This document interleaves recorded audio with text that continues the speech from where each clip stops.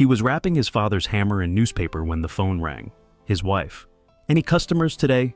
Eddie looked at the 4 empty chairs, the boxes by the door. He didn't answer. Finished wrapping the hammer, worn wooden handle, 30 years of use, right until the chains moved in and the money stopped, and there was nothing left for the doctors. He'd opened this shop to keep something alive. 11 years later, he was boxing it up. That's when Garrett Cole walked in.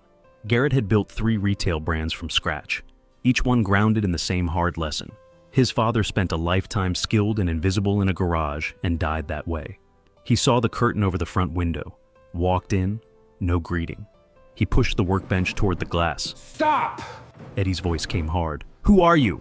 Garrett kept pushing, a name he was about to surrender. Get away from my shop! I don't need this!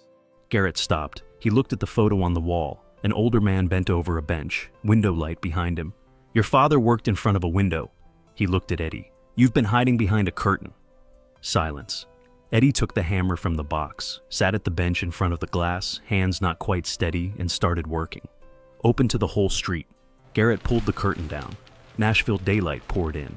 4 minutes. 3 people stopped on the sidewalk. One knocked and pointed at his shoes. Garrett explained. The brain doesn't stop for signs. It stops for craft in real time, hands doing something careful and precise. The same pull as fire, automatic.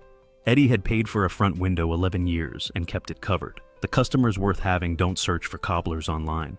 They walk past one.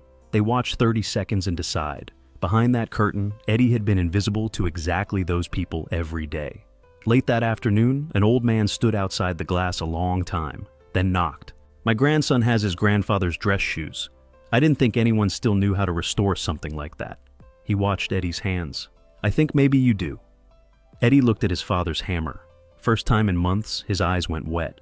3 weeks later, the boxes were gone. Walk-ins tripled. Restoration work averaging $150 made up half his income.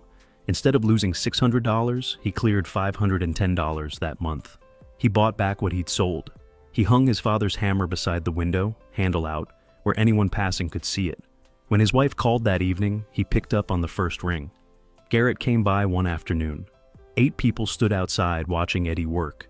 He walked in, looked at the hammer on the wall, and said one thing. He'd be proud, then left.